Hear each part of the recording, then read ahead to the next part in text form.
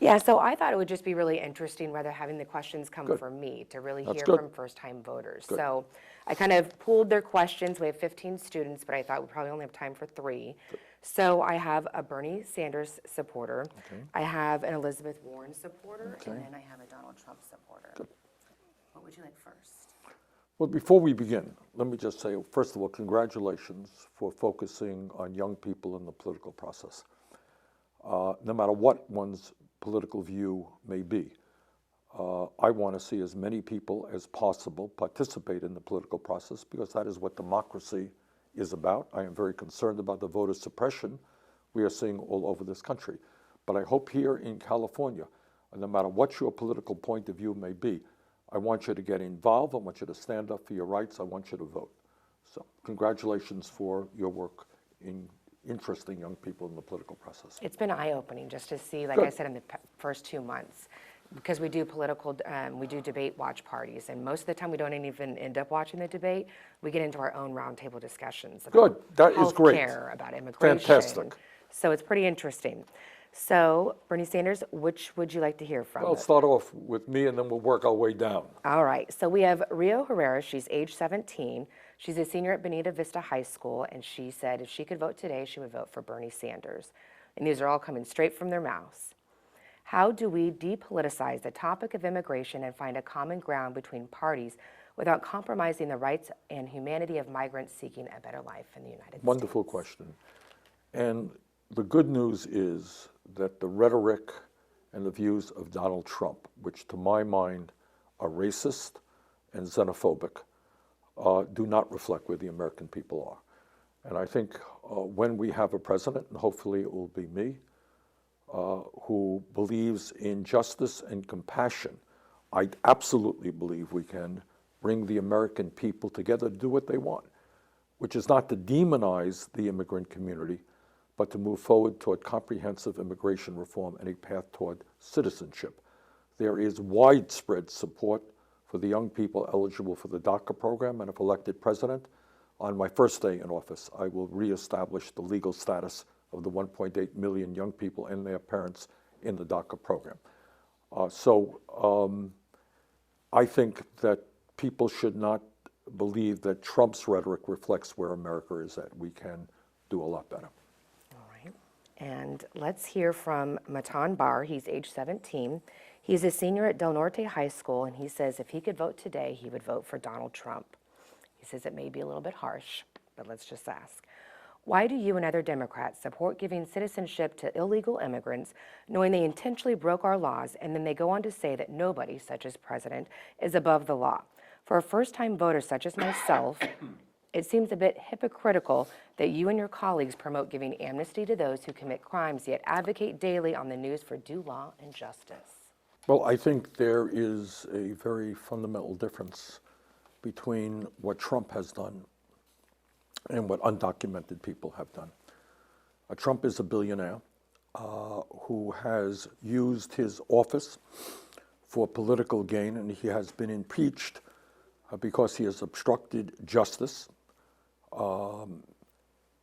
denied constitutional rights to the process, and in my view, probably could be impeached because he violated the Emoluments Clause and is attempting to enrich himself and his families. I believe he also obstructed justice in terms of the Mueller investigation.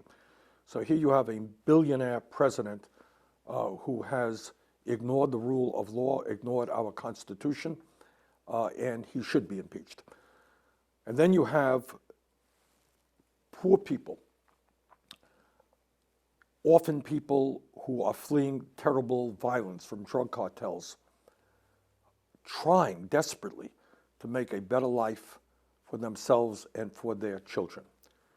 And they have come to this country, and the overwhelming majority of those people are working hard, are obeying the law, and have become very, very productive members of American society. Many of the young people are teachers. They are in our military and are playing very important roles in American society. So I think to compare the impeachable offenses unconstitutional actions of a billionaire president who throughout his political career has been motivated by greed, by pathological lying, with poor people who are seeking a decent life for their families and their children is not a bringing a sense of equivalence. There's a very great difference between the two. And I believe that we should move aggressively toward comprehensive immigration reform and a path toward citizenship for those 11 million undocumented. Which that path is a 5-year path? Right? Well, that has to be determined, but it will be a path. And I think we can do that in a bipartisan way, because despite Trump's demonization of the immigrant community, the truth is that most Americans want to see comprehensive immigration reform, and I think we can bring that about. And then so we have one more question, which kind of gets into the specifics, because a lot of the questions were about your immigration plan, but I'm assuming you'll probably be bringing that up tonight in the rally. But the last question would be from Haral Pablo Cook. He's 17. He's a senior at San Diego School of Creative and Performing Arts. And he said today, if he could vote, he'd vote for Elizabeth Warren. His question to you is, how will you eradicate the containment camps and abolish ICE CPB while safely reuniting children with their families? What we will do on day one, there are things you can do through executive order, there are things that need legislation.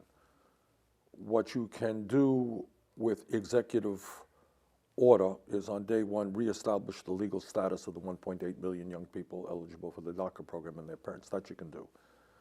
What you could also do is end private prisons and detention centers. That's what a president can do.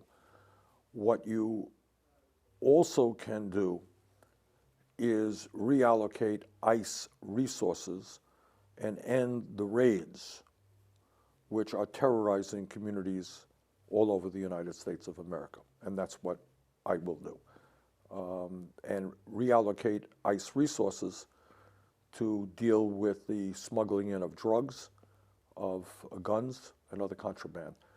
But we will end the ICE raids that are taking place right now.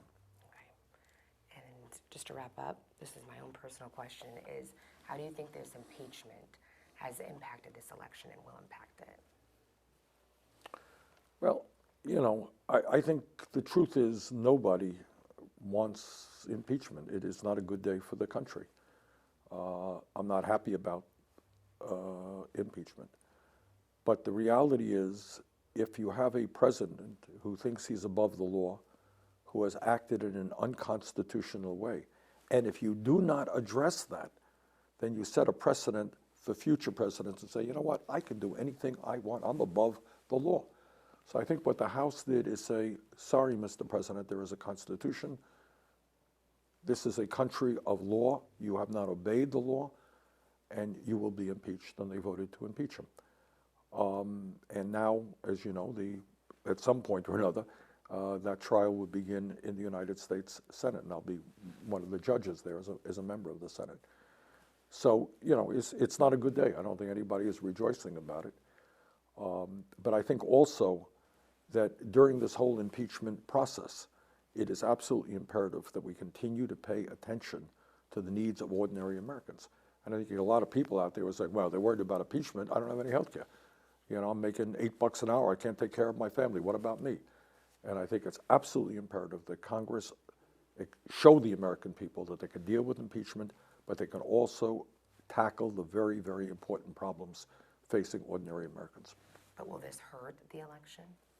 Hard to say. I mean, you know, there's speculation on both sides. I mean, again, I think it has probably resulted in an increased divisiveness in this country, political divisions. People who like Trump are very upset about it. People who do not like Trump, who believe that he has committed an impeachable offense, say, yeah, that's what should have happened. So we'll see what the future brings. All right. Okay? Thank you so much. Thank you very much.